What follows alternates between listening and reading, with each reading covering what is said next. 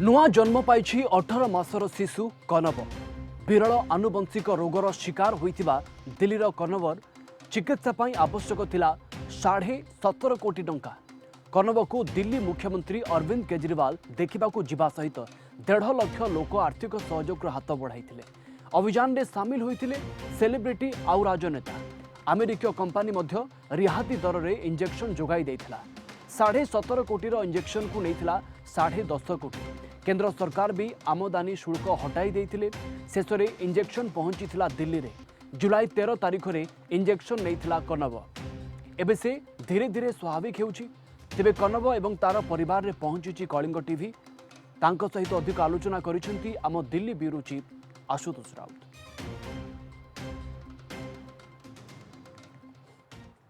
Kalinga TV रे अछंती शिशु कनव जहाँ को कि गोटे इंजेक्शन दिया जाइथिला जहार दाम थिला 17.5 कोटी टंका। आम संगे कनवर माँ मध्य अछंती गरिमा। आसंतु कथा हबा। गरिमा जी, आपको कलिंगा टीवी में स्वागत है। ये बताइए, कनव का जो इंजेक्शन 17.5 करोड़ का, वो जब आप पहले देने के लिए सोचे, क्या कुछ डर गए थे, नर्वस थे, या डट के आगे निकले? सर, बहुत मुश्किल था हमारे लिए जब हमें पता चला था कि इतना महंगा इंजेक्शन है जिसकी कॉस्ट 17.5 करोड़ रुपए। हम मिडिल क्लास फैमिली का हिस्सा होते इतना रकम तो सोच भी नहीं सकते थे। लेकिन यही है कि जिन लोगों ने पहले क्राउड फंडिंग की है, थोड़ा सा उनको देखा, थोड़ा सा हिम्मत मिली कि अगर वो कर सकते तो शायद हम कर सकते हैं। तभी हमने थोड़ा ये फैसला लिया था कि हम अपने बच्चे के लिए तो ट्राई करेंगे ही। हार जीत जो भी आगे होगा वो डिपेंड करता है कि हम कितना स्ट्रगल कर रहे हैं, आगे कितना नहीं कर रहे हैं। लेकिन कोशिश तो करना बनता था। अगर हार के बैठ जाते ऐसे ही तो शायद आज ऐसे कनव को हंसते हुए नहीं देख पाते। डेफिनेटली कनव को हंसते हुए देखते हुए हमारे दर्शकों को अच्छा लग रहा है, मुझे भी अच्छा लग रहा है, माँ के हिसाब से आपको अच्छा लग रहा है। लेकिन जब कनव को पता चला कनव को ये बीमारी है, जो आप उस वक्त का जो फीलिंग्स आपके मन में था वो बताएंगे एक माँ के रूप से? बिल्कुल।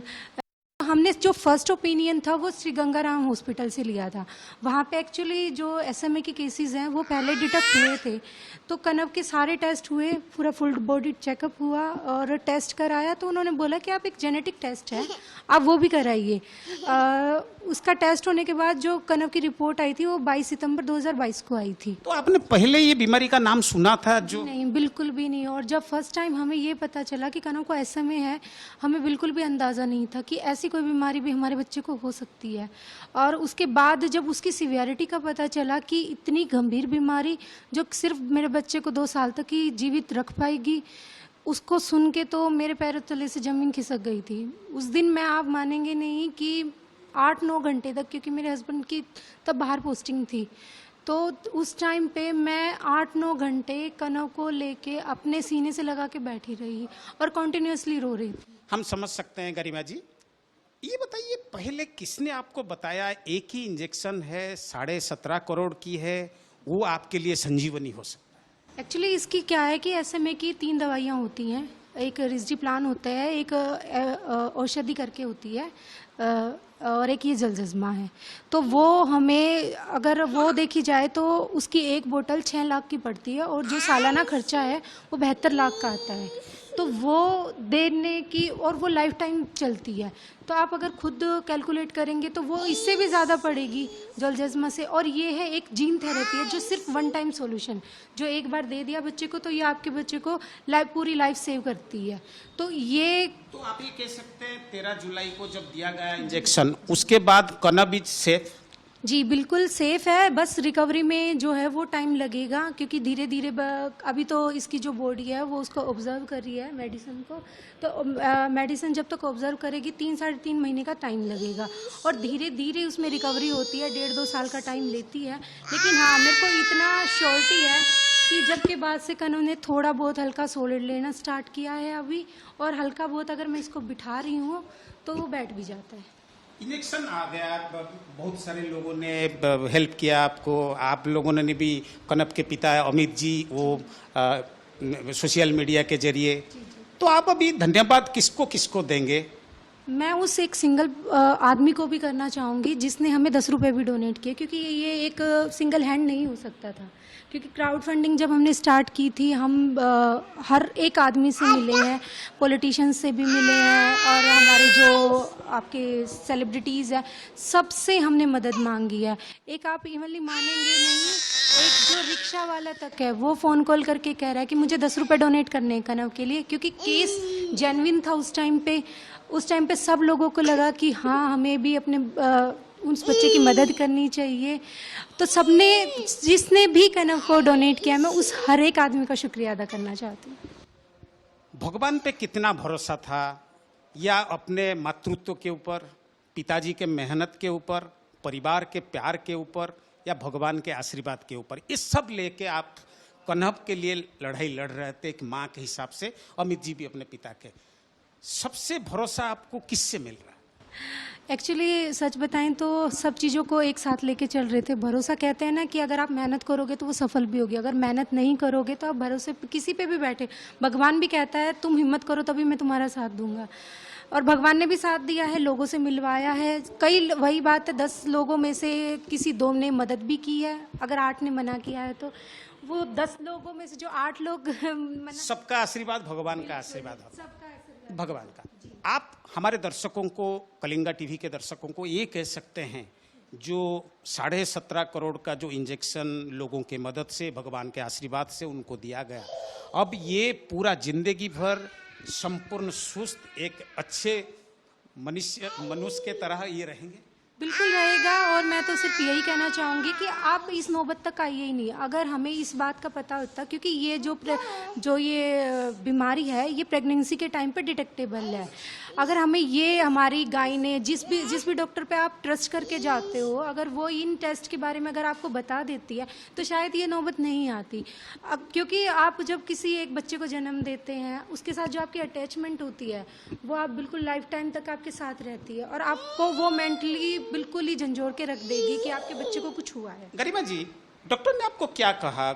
ये अकेला ऐसा बच्चा है हिंदुस्तान में या दुनिया में, या उन औरतों को आप क्या कहेंगे, उन माओं को आप क्या कहेंगे जो कि जिनके बच्चे, भगवान ना करे, ये बीमारी में अगर पीड़ित हो?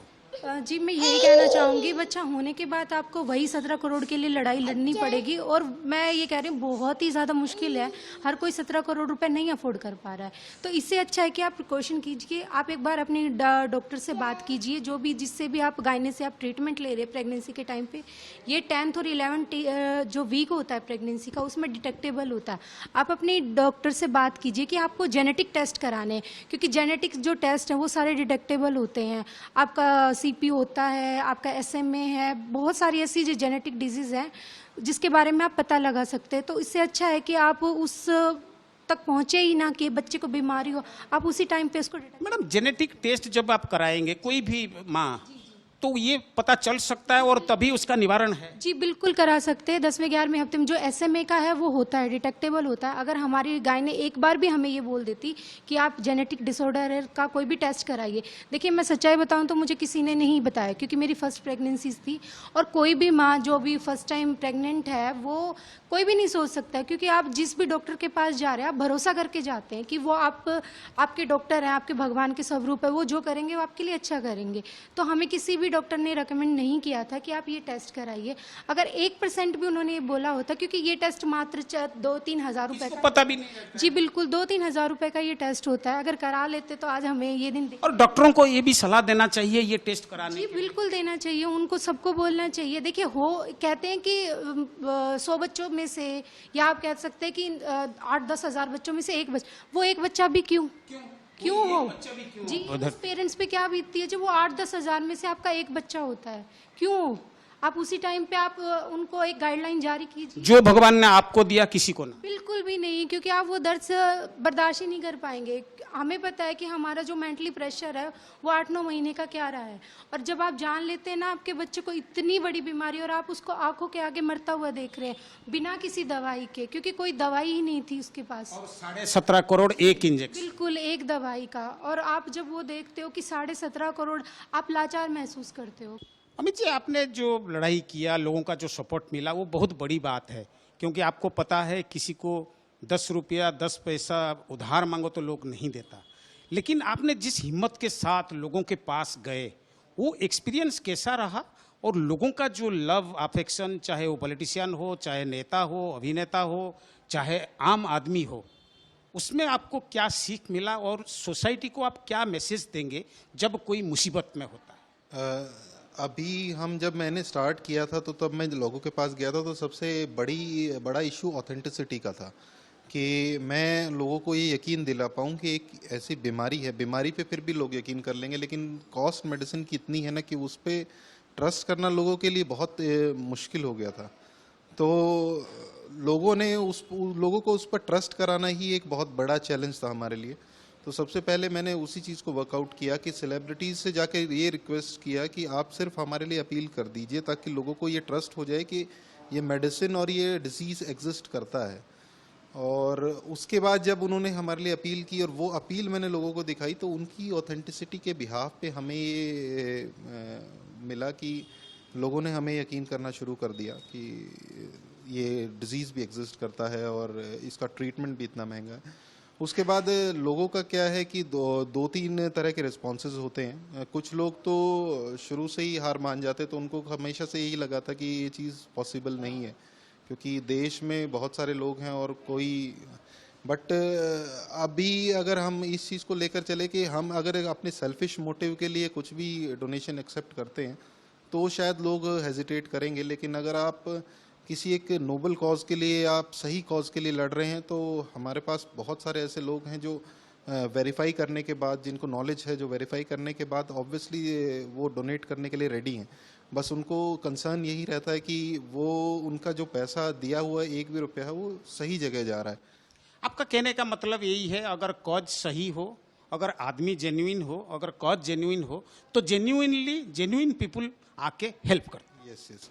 और उसके बाद अभी हमारा एक्सपीरियंस ऐसा रहा है कि अभी मैं बहुत सारे पेरेंट्स से कनेक्टेड हूँ जिनको ऑलरेडी जो इस स्ट्रगल में हैं, जो अपने बच्चे के लिए पैसा भी इकट्ठा कर रहे हैं, लेकिन प्रॉब्लम वही है कि अभी भी मेरे अप्रॉक्सीमेटली मैं 2-3 करोड़ लोगों तक पहुँच चुका हूँ और 2-3 करोड़ लोगों को ये यकीन दिला चुका हूँ कि ये मेडिसिन और ये एग्जिस्ट करती है, लेकिन अभी 140 करोड़ लोग हैं हमारे देश में। तो बहुत सारे लोग अभी भी हैं जिनको नहीं पता है इस मेडिसिन के बारे में, इस डिसीज़ के बारे में। तो जो लोग अभी स्ट्रगल कर रहे हैं उनको भी यही ऑथेंटिसिटी और इसका इशू आ रहा है। तो मैं कोशिश यही कर रहा हूँ और जिस भी चैनल के माध्यम से मैं लोगों तक पहुँच पाता हूँ, कोशिश यही कर रहा हूँ कि उनको एजुकेट करूँ कि ये चीज़ एग्जिस्ट करती है और ये चीज़ पॉसिबल भी है, क्योंकि हमारे पास डेमोग्राफिक ऐसा है, पॉपुलेशन डेमोग्राफिक, कि अगर एक सिटी डिसाइड कर ले कि एक बच्चे, अपनी सिटी ही डिसाइड कर ले कि मुझे अपने सिटी के बच्चे का इलाज कराना है, तो वो आराम से थोड़ा थोड़ा डोनेट करके भी आराम से इलाज करा सकते हैं। अमित जी, आपने बहुत अच्छी बात कहा।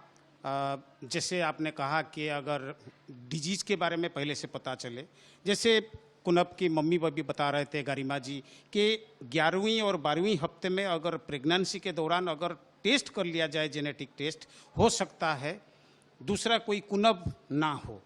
तो ये जो मैसेज लोगों के पास जाना चाहिए, उसके लिए आपके जो कोशिश है सराहनीय है। और क्या सलाह देंगे, जिससे आपने जिस दौर से गए हैं और जिस काम आपने किया है, अपने बेटे को एक नए जिंदगी दिए हैं, बाकी जो पेरेंट्स हिंदुस्तान में हैं उनको आप क्या मैसेज देंगे? मेरा आखिरी सवाल।